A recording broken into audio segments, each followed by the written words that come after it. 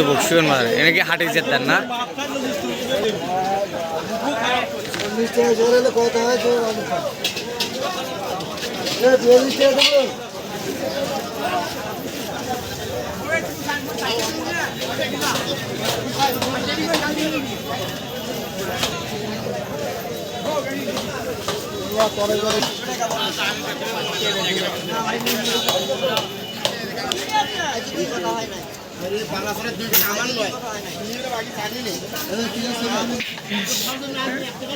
ওই যে পিছনে ওই ভাইস চেয়ারম্যান তোলা লাগে ভালো করে আগে।